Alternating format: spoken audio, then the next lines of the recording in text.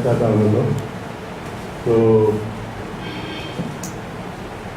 એક જે બહુ જાણીતા કલાકાર છે ભારતના એટલે મુંબઈના ગદર તો એ અંડરગ્રાઉન્ડ હતા અમદાવાદમાં.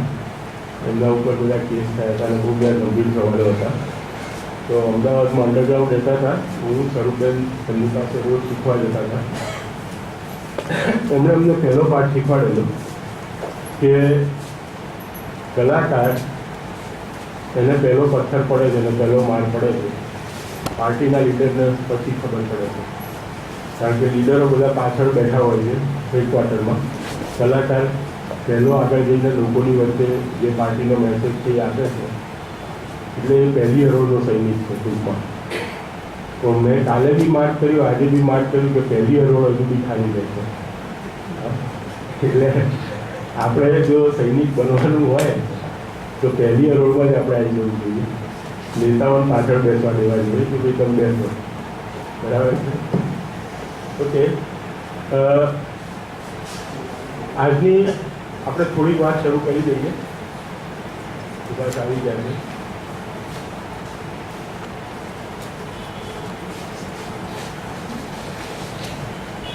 એક ફોર્મલ વાત કરી લઉં કે આ કાર્યક્રમ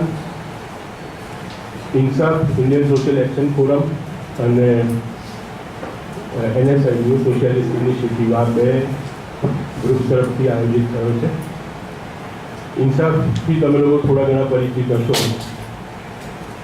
ઇન્ડિયન સોશિયલ એક્શન ફોરમ એક આખા ભારતમાં NGOsનું નેટવર્ક છે અને એ મુખ્ય 3 મુદ્દાઓ ઉપર ચાલે છે કે કૌભાંડનો વિરોધ કરવો, ગ્લોબલાઇઝેશનનો વિરોધ કરવો અને પ્રજાતાંત્રિક અધિકારોનું રક્ષણ કરવું.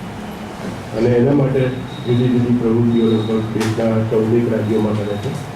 લગભગ 700થી વધારે NGOs એની સભ્ય છે અને દરેક સંસ્થાઓ પોતપોતાની રીતે આ મુદ્દાઓ પર કામ કરે છે. આ આખું ઇન્સાફની સ્થાપના લગભગ 1993માં થઈ કામજી ટ્રસ્ટ પછી. એની પાછળનો પર્પઝ એ જ હતો કે NGO તરીકે આપણે જ્યારે કામ કરતા હોઈએ છીએ ત્યારે કેટલાક રાજકીય મુદ્દાઓ ડીલ કરવામાં તકલીફ પડે છે આપણને. કારણ કે એના કેટલીક મર્યાદાઓ છે કાયદેસર. એટલે ઇન્સાફ એટલા માટે શરૂ થયેલું કે ભાઈ એ મર્યાદાઓ તોડીને બી NGOને કંઈક કરવું હોય તો એ ઇન્સાફના નામે કરી શકે, બરાબર. એટલા માટે આ આખું ગ્રુપ શરૂ થયેલું. આજે તો ઘણા બધા લેવલે ઇન્સાફ માત્ર દેશમાં કામ નથી કરતું, આંતરરાષ્ટ્રીય જે આંદોલનો ચાલે છે ખાસ કરીને ગ્લોબલાઇઝેશનને લગતા, પર્યાવરણને લગતા, માનવ અધિકારોને લગતા, એમાં ખાસું બધું કામ કરી રહ્યું છે. બીજું જે ગ્રુપ છે ન્યૂ સોશિયાલિસ્ટ ઇનિશિયેટિવ, એ એક સ્ટડી સર્કલની જેમ લગભગ 2001થી શરૂ કરીશું અમે. અને દર વર્ષે પહેલાં એક વખત મળતા હતા, પછી 2 વખત મળતા હતા વર્ષમાં. અત્યારે પણ 2 વખત મળીએ છીએ. અને જે કંઈ અમારો પ્રયાસ એ છે કે આ જે બદલાયેલી દુનિયાની પરિસ્થિતિ છે, મૂડીવાદ એકદમ જે ભૂરાટો થયો છે એ પછી, અને એ સમયમાં એ સંજોગોમાં માર્ક્સને અથવા તો માર્ક્સવાદી વિચારધારાના જે કોઈ વિચારકોએ જે કંઈ વિચારો આજ સુધી કર્યા છે એને આજના સંદર્ભમાં કેવી રીતે સમજવા જોઈએ, આજના સંદર્ભમાં એને કેવી રીતે આપણે સવાલો ઉઠાવવા જોઈએ. અને બીજી વાત એ પણ હતી કે ગઈકાલે પણ મેં થોડીક વાર્તા કરી હતી કે બહુ પરંપરાગત રીતે જે માર્ક્સવાદી જૂથો હતા એ લોકોના સમજો રહેલી 1980 સુધી એક ભવ્ય ઇતિહાસ હતો એમની પાસે, રશિયન ક્રાંતિનો, ચાઇનાના ક્રાંતિનો. એટલે એ બધાને લઈને પણ ઘણા બધા સવાલો હતા. અને એ આપણા સમાજમાં, ખાસ કરીને ભારત જેવા દેશના સમાજમાં કે ભારતીય ઉપખંડના સમાજોમાં એ સવાલો કેવી રીતે આપણે એને લાગુ કરવા. કારણ કે કાસ્ટિઝમ ને માર્ક્સને કોઈ સીધી લેવા દેવા હતી નહીં, કારણ કે એમણે કાસ્ટિઝમ વિશે બહુ જાણેલું હતું, કદાચ થોડું ઘણું વાંચ્યું પણ હશે, પણ છતાં પણ એ સમયે આપણે ત્યાં પણ દલિતોના આંદોલનો એટલા બધા પાવરફુલ નહોતા બન્યા. તો એ બધા સવાલોને લઈને કે મહિલાઓના સવાલો છે, આ બધા જે આપણે ત્યાં સામાજિક સાંસ્કૃતિક સ્વરૂપના જે સવાલો હતા એને પણ કેવી રીતે સમજવું જોઈએ. NSIનો અમારો પર્પઝ એ હતો કે અમે દેશભરમાંથી જે 70-80 મિત્રોથી અમે લોકો મળતા હતા, આના ઉપર ચર્ચાઓ કરતા હતા, સમજતા હતા. અને 2 વર્ષ પહેલાં દિલ્હીમાં અમે એનું એક ઓફિશિયલ પ્લેટફોર્મ તરીકે લોન્ચ કર્યું. ચોક્કસ એ માર્ક્સવાદી વિચારધારા સાથે સંકળાયેલું પ્લેટફોર્મ છે, પણ પાર્ટી નથી. પાર્ટી અને પ્લેટફોર્મમાં તફાવત નથી. એટલે કોઈ પાર્ટી નથી અને એમાં કોઈ પણ મિત્રો સભ્ય થઈ શકે છે અને એ રીતે પોતાની પ્રવૃત્તિ કરે છે. ખાસ કરીને અત્યારે તો અમે વધારે એક એનો ઘોષણાપત્ર અમે બહાર પાડ્યું છે. બહાર હશે તમારે તમને રસ હોય તમે લઈ જઈ શકો. એટલે ઘોષણાપત્રનો મતલબ એ છે કે ભાઈ NSI આ પ્રકારના વિચારોમાં માને છે અને આ સવાલો વિશે ખુલ્લા મને ચર્ચા કરવા માંગે છે. તો એ તમને મળી શકે છે. ગઈકાલે અમારું જે આધુનિકતાના પુસ્તકોનું કાર્યક્રમ હતો એમાં એક પુસ્તક કોમ્રેડ સુભાષે લખેલું અને અમે એમને બોલાવેલા, એટલે અમને એમ થયું કે આ નામ લેવું જોઈએ. ઇન્સાફ એટલા માટે પણ આવ્યું કારણ કે પોતે પણ અમારી કમિટીમાં છે ઇન્સાફની સ્ટેટ એક્ઝિક્યુટિવમાં. એ ઘણા વખતથી આ આગ્રહ કરતો હતો કે ભાઈ આપણે આ વિષયને ગ્લોબલાઇઝેશનમાં જે ન્યૂ લિબરલાઇઝેશનની જે આખી પરિસ્થિતિ છે એને અને હિન્દુત્વને શું સંબંધ છે. કારણ કે હિન્દુત્વ એક RSS બહુ સ્ટાન્ડર્ડ રીતે બોલે છે કે અમે તો સાંસ્કૃતિક સંગઠન છીએ, એટલે એક પ્રકારે એ સાંસ્કૃતિક સવાલ પણ છે. આપણે જાણીએ છીએ કે માત્ર સાંસ્કૃતિક સવાલ નથી, રાજનૈતિક સવાલ પણ છે. કારણ કે RSS બોલે છે કંઈક પ્રકારે છે કંઈક, એટલે એ રાજનૈતિક સવાલ પણ છે. અને ન્યૂ લિબરલાઇઝેશન એ તો હવે છેલ્લા 20 વર્ષમાં તો ખુલ્લી હકીકત બની ગઈ છે કે ભારતે જે રીતે સાઇન કરી છે એ કરારમાં, એને લઈને આપણે ઓફિશિયલી પરિસ્થિતિમાં આવી ગયા છીએ. અને અત્યારે આપણે જે વિકાસની વાતો સાંભળીએ છીએ એ બધામાં ન્યૂ લિબરલાઇઝેશનનો બહુ મોટો ફાળો છે, આર્થિક જે સવાલો છે એમાં. તો આ અર્થવ્યવસ્થાના સવાલો અને સંસ્કૃતિના સવાલો એની વચ્ચે કયા પ્રકારના સંબંધ છે અને આ અર્થનીતિ અને આ રાજનીતિ વચ્ચે કયા પ્રકારના સંબંધો છે, આ એક સમજવાની ચેષ્ટા આપણે કરી રહ્યા છીએ. અહીં જે કંઈ તમને વાત કરશે એ કોઈ ફાઇનલ વર્ડ નથી, પણ આપણે ચર્ચાને વધારે રાખીએ. એટલે હું માનું છું કે સુભાષની વાત પૂરી કરે પછી આપણે તમને કંઈ સવાલો થતા હોય તો પણ થોડાક સવાલો પણ આપણે એ કરી લઈએ અને પછી ચર્ચાઓ તો ચાલશે. આ કોઈ એ નથી પ્રક્રિયા આપણે. પણ મને ગુજરાતમાં રસ એટલા માટે પણ હતો ઉર્દુસાઈ થયું ત્યારે, કારણ કે ગુજરાતમાં આ પ્રકારની આર્થિક સવાલો વિશેની ચર્ચાઓ બહુ ઓછી થાય છે. મોટેભાગે રાજનૈતિક, સામાજિક સ્વરૂપના, સાંસ્કૃતિક સ્વરૂપના સવાલોની ચર્ચાઓ વધારે થાય છે અને ત્યાં ને ત્યાં એના હલ એમાં શોધવાની કોશિશ થતી રહે છે. જ્યારે એક વ્યાપક વાસ્તવિકતા એ છે દુનિયાભરમાં કે ન્યૂ લિબરલાઇઝેશનને લઈને માત્ર ભારતમાં જ આ પ્રકારના સવાલો વધી રહ્યા છે એવું નથી, આખી દુનિયામાં આ સવાલો વધી રહ્યા છે, સામાજિક, સાંસ્કૃતિક સ્વરૂપના, રાજનૈતિક સ્વરૂપના. તો આ એક કોશિશ એને માટે છે. હું હવે કોમ્રેડ સુભાષને વિનંતી કરું કે એમની વાત રજૂ કરે. હું સુભાષનો પરિચય ગઈકાલે જે મિત્રો નહોતા એમને માટે સુભાષ ન્યૂ સોશિયલિસ્ટ ઇનિશિયેટિવના રાષ્ટ્રીય સંયોજક છે અને ઘણા વર્ષોથી આ લેફ્ટ મુવમેન્ટ સાથે, એટલે આ સ્ટડી સર્કલને NSI અમે 2001થી શરૂ કરી, પણ એ ઘણા વર્ષોથી રાજનીતિ સાથે સંકળાયેલા છે. તમે ઘણા બધા યુવાન મિત્રો છે, એટલે બધાને રસ પડે એટલે એક વાત કહું કે એ એન્જિનિયર થયેલા છે અને ફૂલ ટાઈમર પાર્ટી મેમ્બર રહ્યા છે વર્ષોથી. આજ સુધી નોકરી નથી કરી અમે, ફૂલ ટાઈમ આ જ કામ કરતા રહ્યા છે. આ જરૂરી છે ગુજરાતમાં આ બધી વાત કરવી, એટલે હું ખાસ કરું છું યુવાન મિત્રો સાથે.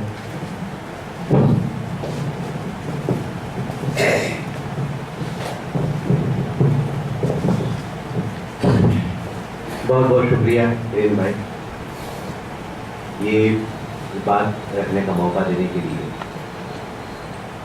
अपने पुराने संघर्षों के साथियों के बीच में आज खड़ा हुए यहाँ पर 30 साल से हम लोग साथ हैं। कॉमरेड वेणु भी हैं, स्वरूपेश, ईश्वर भाई, 1984 में इन सब साथियों से ईश्वर हिरेन भाई सबसे मुलाकात हुई और 30 साल बाद 30 साल से हम लोग साथ हैं और इस आंदोलन के साथ ही।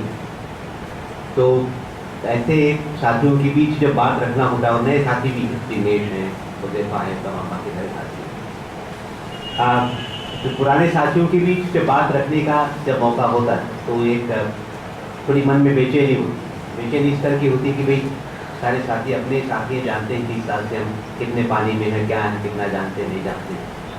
तो इन सारी संकोच के बावजूद भी मैं अपनी बात रखूँगा यहाँ पर। इस वक्त मुझे अपनी और एक दोस्त याद आ रही है, लेकिन जो इस सदन में है नहीं, वो नहीं भी कहीं भी दुनिया में भी नहीं। तो मैं इस समय लज्जा को भी याद कर रहा हूँ। लज्जा भी आप में से कई लोग जानते होंगे, हिरेन नेगी की बेटी थी। 2005 में वो हमसे गुजर गई वो, और वो भी संघर्ष की काफ़ी साथी थी। और मुझे उसके साथ भी बीता दौर याद है। 1998-96 के बाद सबसे वो बड़ी होने लगी थी, तो काफ़ी साथ देती थी।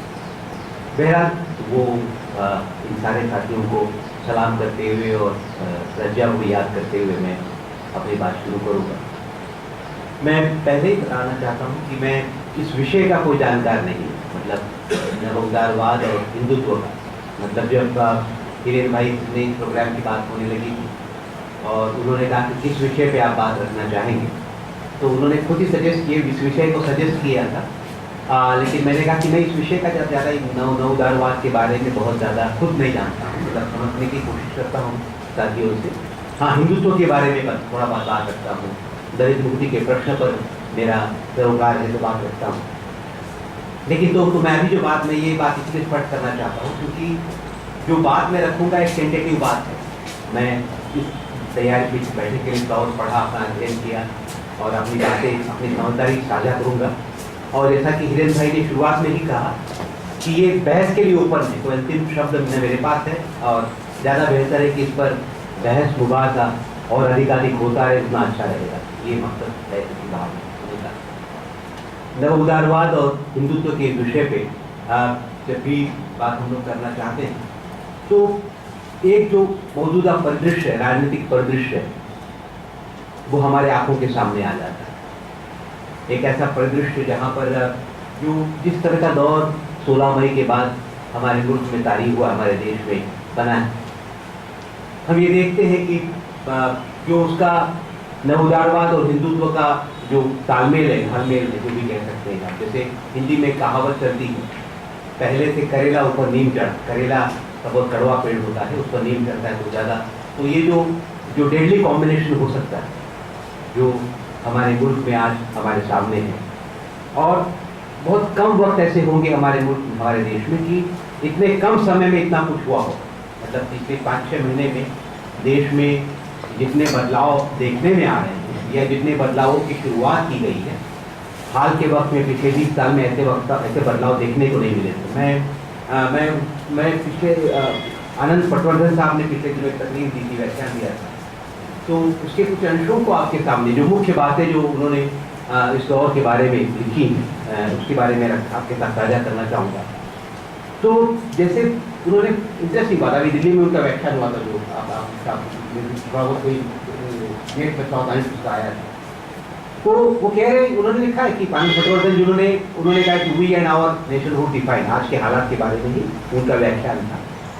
तो सिर्फ उन्होंने कहा कि कैसे जो आज की तारीख में नागरिकता और संप्रभुता, सॉवरेनिटी की जो धारणा है, तो इस पूंजी के आज के दौर के लिए आउटडेटेड हो चुकी, मतलब आप आउटडेटेड हो चुकी, अब उससे आगे बढ़ना चाहता है।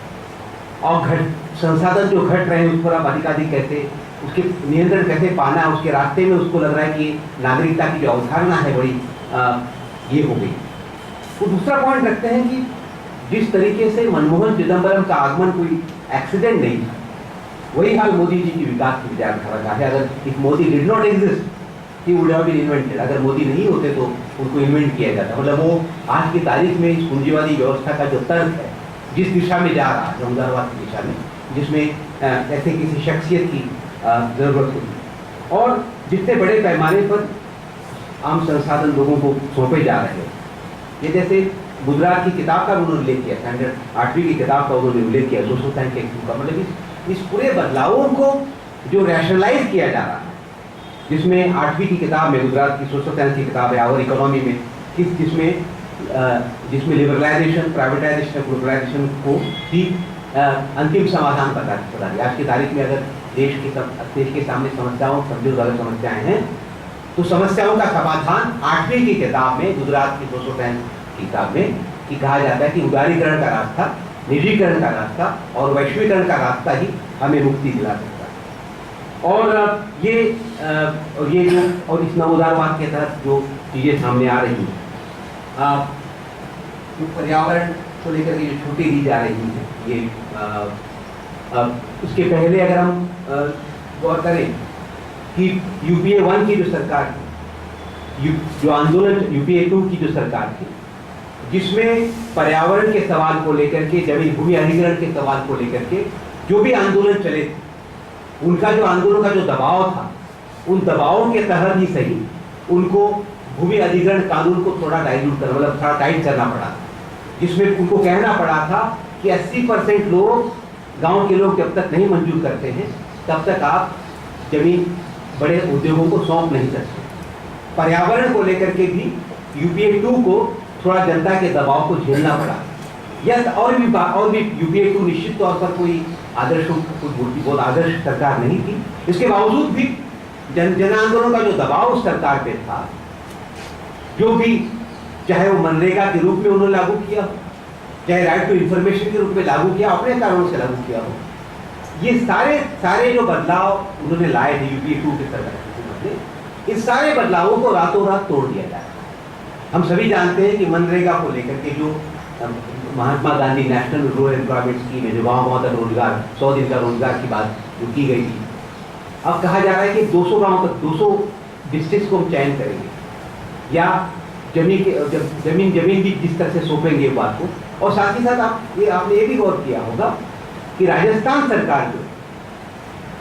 सरकार ने श्रम कानूनों में बदलाव जो लाए, मतलब पहले इंडस्ट्रियल डिस्प्यूट्स एक्ट के तहत अगर 100 से ज़्यादा कर्मचारी आप एम्प्लॉय किए हैं तो आपको, और उनको हटाना है तो आपको सरकार की अनुमति लेनी पड़ती है।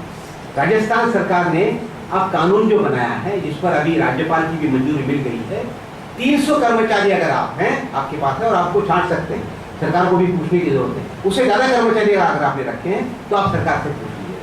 और राजस्थान एक तरह से उसकी एक प्रयोगशाला, नए जो नवोदारवाद के तहत जो उनको नए कामों को अंजाम जो देना है, उसकी एक छोटी सी प्रयोगशाला बना हुआ। और वो जो वहाँ का जो सेक्रेटरी था महर्षि, वो अब उसको सेंटर में ले आए, जिन्होंने बदलाव को अंजाम दिया था उसको सेंटर में लाए।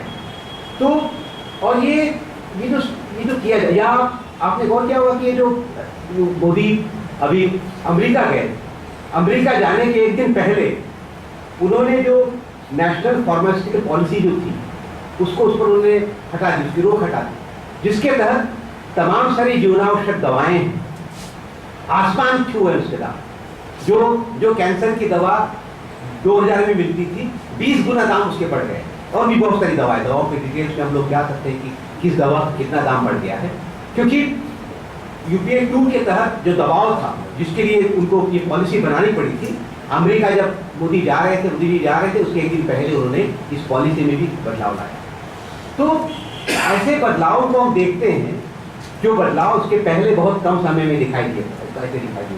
और ये कई बार होता है कि एक छोटा चित्र बड़ी कहानी बयां करता है। आप लोगों ने भी उस फोटो को देखा होगा, जब जनाब मोदी अंबानी साहब के अस्पताल को उद्घाटन करने के लिए गए। आप लोगों ने फोटो देखा होगा जिसमें मोदी की ट्वीट पर अंबानी का हाथ। और ये भारतीय संस्कृति में बड़ा गड़म, कौन बड़ा है इसमें तय होता है कि कौन किसकी पीठ पर हाथ रख रहा है। बहुत प्रतीकात्मक था, वो बहुत प्रतीकात्मक था।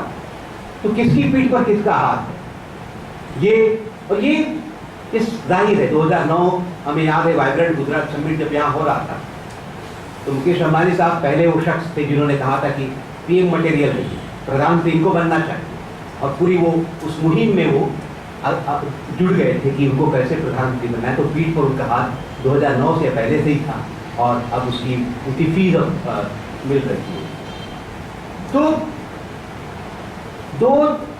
15 अगस्त को जब नरेंद्र मोदी तकरीर दे रहे थे, व्याख्यान दे रहे थे लाल किले से, तो उन्होंने कहा था कि सबका साथ और सबका विकास। बहुत अच्छी बात है। उन्होंने ये भी कहा था कि अगले 10 साल तक हम कोई किसी तरह के दंगों पर अब रोक, moratorium on caste communal council जैसे बात उन्होंने कही।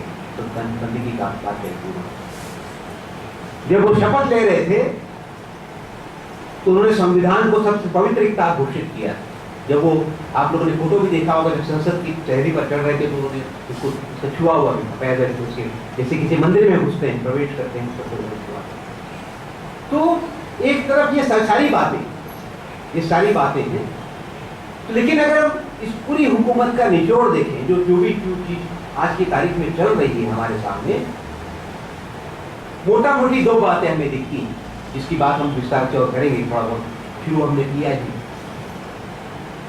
मतलब एक तरह से, चाहे आप मेक इन इंडिया वाली बात करें, मेक इन इंडिया वाला नारा जो उन्होंने 15 अगस्त को दिया था कि भारत में विदेशी पूंजी के लिए विदेशी पूंजी भी हमारे यहाँ करके आए, लगाए और ये करें, तो एक तरह से नव उदारवाद का जो एक पैर है, एक ये सरकार में समय कहता हूँ कि दो पैरों पर चल रही है। एक पैर नव उदारवाद का पैर है जिस पर वो कदम बढ़ाना चाहती है, साथ साथ एक से जो बात खुद वज़ीर आज़म मोदी की जुबान से नहीं निकलती है, लेकिन जो उनका जो पूरा परिवार का ताना बाना है, उसके जरिए वो सारे लोग उसके लिए एक्टिव रहते हैं। गुजरात में अभी कल ही स्वरूपबेन बता रही थी कि किस तरीके से दंगे फिर नए सिर से शुरू हुए। दिल्ली में पिछले 20 साल से मैं रहता हूं, दंगों का वातावरण नहीं था, लेकिन आज की तारीख में कब दंगा होगा दिल्ली में बताया नहीं जा सकता, और प्लान ढंग से तनाव बढ़ाया जा रहा है पूरे दिल्ली में। किसी मस्जिद में, ओखला की मस्जिद में, जो मुस्लिम हिंदू बहुल इलाका है, वहाँ पर उन्होंने सुअर का मांस रखा। किसी बाबरपुर नाम के इलाके में उन्होंने हिंदू मंदिर में गाय का मांस रख दिया। इत्तेफाक था कि लोगों ने मेल मिलाप करके कंट्रोल करने की कोशिश की। त्रिलोकपुरी में मस्जिद के सामने उन्होंने माता की चौकी लगवा दी, और माता की चौकी 9 दिन के लगी थी, 9 दिन के बाद भी लगाए रखी, और इस तरह से दलित और मुसलमानों को लड़ाने का पूरा प्लान बनाया वहाँ पर। तो कई सारे वहाँ के एक्टिव लोग हैं, उन्होंने कुछ बीच बचाव करने की कोशिश की, लेकिन तनाव बना। बवाना जहाँ मैं रहता हूँ, मेरे घर के 5 किलोमीटर दूर, उन्होंने गो हत्या का मामला बना दिया, गाय की हत्याएं होती हैं। तो पूरे दिल्ली के पैमाने पर, जिस दिल्ली में मैं पिछले 20 साल से रहता हूँ, कोई दंगा नहीं हुआ था, और लोग कहते हैं कि पिछले 30 साल से दंगा नहीं हुआ है, उस दिल्ली में दंगा कराने की पूरी कोशिश चल रही है। क्योंकि चुनाव है, फरवरी मार्च में चुनाव होंगे। लाल किले से नरेंद्र मोदी व्याख्यान जरूर देंगे कि सबका साथ सबका विकास। 10 साल के लिए कोई दंगा नहीं होगा, लेकिन उनका जो नेटवर्क है वो अपने एजेंडे पर सक्रिय रहेगा। जो मुजफ्फरनगर का जो मॉडल है, उत्तर प्रदेश का जो मॉडल जिसकी वजह है तो उनको बहुत कामयाबी मिली है सीटों के तौर पर, तो उस मॉडल को रखेंगे। तो ये जो मॉडल है, दो पैरों पर चलने वाला जो मॉडल है, तो मुझे लगता है कि जो विषय आज हम लोगों ने चुना बहुत मौजूद विषय है, और एक फर्क भी देख सकते हैं। इंडिया 1 के ज़माने में, अगर जब अटल बिहारी वाजपेयी जी की सरकार थी, और उस वक्त जब आर्थिक सुधारों की बात उस वक्त की जा रही थी, तो आपको याद होगा कि दत्तोपंत ठेंगड़ी जो आरएसएस के व्यक्ति थे, जिन्होंने अटल बिहारी वाजपेयी सरकार पर की उनकी जबरदस्त आलोचना की थी, मतलब जो उनके बाकी लेफ्ट के विरोधी जिस तरह की आलोचना करते थे, या संघ परिवार के अंदर भी अटल बिहारी वाजपेयी जो आर्थिक सुधारों को आगे बढ़ाना चाह रहे थे, उसको लेकर के मतभेद था। इंडिया 1 के ज़माने में, इंडिया 2 के ज़माने में अब कोई मतभेद नहीं। मोहन भागवत साहब ने बागडोर, राजनीति की बागडोर उनको हाथ में सौंप दी। भागवत जी अपने सांस्कृतिक एजेंडा में लगे हुए हैं, हिंदू राष्ट्र बनाने के एजेंडा में लगे हुए हैं, बाकी आर्थिक नीति की बागडोर उन्होंने मोदी जी को सौंप दी। तो ये इस तरह से चल रहा है। तो अब मुझे लगता है कि ये हमें इसलिए कहना कि महत्वपूर्ण ये है कि इस अंतर संबंध की पड़ताल हम लोगों को करनी पड़ेगी। एक तरफ नवउदारवाद का पैर है और एक तरफ हिंदुत्व का जो पैर है, तो कैसे इसका बीच का अंतर संबंध क्या है, किस तरह का अंतर संबंध है? क्या ये अंतर संबंध सिम्बायोटिक है, सहजीवी किस्म का है? क्या ये अंतर संबंध पैरासिटिक किस्म का है? एक पैरासिटिक मतलब एक पर दूसरे पर परजीवी का है क्या, या ये कंजंक्चरल है, संयोगिक किस्म का है, एक साथ दोनों लोग पैदा हुए हैं, दोनों साथ आगे बढ़ रहे हैं, या इस संबंध के और भी कुछ, क्या कुछ और इस संबंध को क्या और किसी ढंग से परिभाषित किया जा सकता है? कि भाई कुछ ऐसे तत्व हैं एक दूसरे को मदद पहुंचाते हैं उदारवाद के और हिंदुत्व के, कुछ ऐसे तत्व हैं जो एक दूसरे को टकराते भी।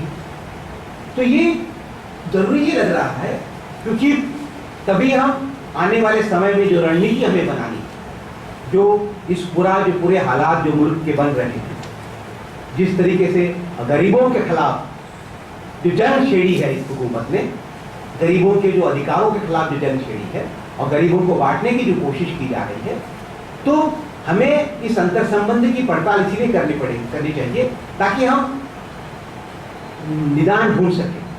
हम लोग जब छोटे थे तो कहानी जो माँ सुनाती थी या किताबों में पढ़ने को मिलती थी, जिसमें कहा जाता था राक्षस के बारे में कहानी होती थी, और आप लोगों ने भी ऐसी कहानियां पढ़ी होगी कि वो राक्षस है और 7 समुंदर पार जब जाओगे तो फलाने जगह पे तोता रखा हुआ है, उस तोते को अगर मारोगे तो राक्षस मर जाएगा। ऐसा कुछ कहानियां आजकल का कहानियों में हमने पढ़ी है, बचपन में आपने भी पढ़ी होगी। तो ये जो नवउदारवाद और हिंदुत्व का जो दर बर्फा हमारे आम जनता पर हो रहा है, अगर ठीक से पड़ताल करेंगे तो उस नवउदारवाद की जान कहाँ छिपी हुई है, हिंदुत्व को कैसे काबू में किया, कैसे अंकुश किया जा सकता है, इसकी रणनीति हम लोग सही ढंग से तलाश करें, ये बहुत जरूरी लगता है। और आप पाएंगे कि पहली बार ये सवाल नहीं उठा, जैसे जो आज हम अगर बात कर रहे हैं अंतर संबंध की बात कर रहे हैं, तो पहली बार ये सवाल नहीं उठा।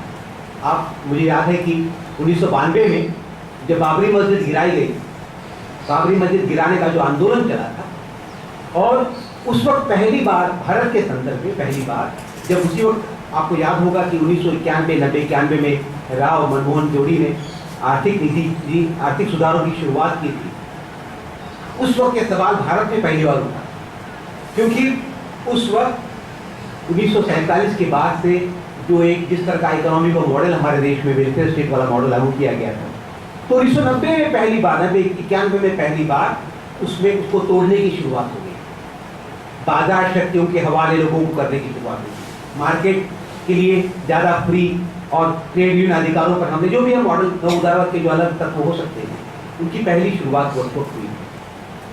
और साथ ही साथ वो वही दौर था जब बाबरी मस्जिद तोड़ने का आंदोलन जोरों पर, और जब भी आंदोलन की बात होती थी तो जब इधर से भी राम जन्मभूमि को लेकर के कुछ आंदोलन चलता था, तो ये जो संघर्ष था, जो नई आर्थिक नीति के खिलाफ संघर्ष था, उसमें व्यापक एकता बन नहीं पाती। और जब बाबरी मस्जिद गिरा दी गई, उसके बाद तो और ये सवाल उठा कि भाई कैसे मजदूरों की भी जितने अभी अनेकता जो बनी है कैसे जोड़ा जाए इसको। तो उस वक्त ये पहली बार सवाल उठा था कि क्या इन दोनों के बीच किस तरह का संबंध है, क्या संबंध है, नहीं है। कुछ लोगों ने कहा, आशुतोष वार्ष्णेय नाम के राजनीतिक विज्ञानी हैं, उन्होंने बाकायदा लिखा था इसके बारे में कि भाई हाँ इनके बीच संबंध है, बहुत नजदीकी संबंध है, ऐसा कुछ किताब लिखी, वो लेख लिखा है। तो ये इस संबंध की पड़ताल भारत के संदर्भ में हम 1992 में भी 1992 में हुई। अगर हम या उस वक्त जैसे अगर हम नवउदारवाद के इतिहास पर भी गौर करेंगे, तो जिस पर हम लोग आएंगे और बात थोड़ा और विस्तार से बात करने की कोशिश करेंगे नवउदारवाद के इतिहास पर। तो जब नवउदारवाद ये पहली बार 80s में जब मामला उठा था, रीगन साहब और 70s में पूरी दुनिया में मामला उठा था। चिले नाम के देश में जो समाजवादी सरकार थी, और समाजवादी सरकार के खिलाफ अमेरिका की तरफ से अमेरिका की शहर पर, CIA के शहर पर सत्तापलट किया गया, बगावत करवाई गई, एलेंडे को मार दिया गया था, और पूरे बाजार के हिसाब से, पूंजीपतियों के हिसाब से वहाँ सुधारों की शुरुआत की गई थी। उस वक्त ये पहली बार कहा गया कि मिल्टन फ्रीडमैन नाम के व्यक्ति थे, नवउदारवाद के जनक समझा जाता उनको, फ्रेडरिक हाइक और मिल्टन फ्रीडमैन, जो पहले कोई सोसाइटी चलाते थे मिलकर के। सोसाइटी मतलब एक कोई, जैसे हम लोग यहाँ बैठे हुए हैं, तो तमाम दुनिया के अर्थशास्त्री जो उस वक्त जो आर्थिक मॉडल चल रहा था, जो वेलफेयर स्टेट वाला मॉडल था, जो समाजवाद के आदर्शों से प्रेरित बातें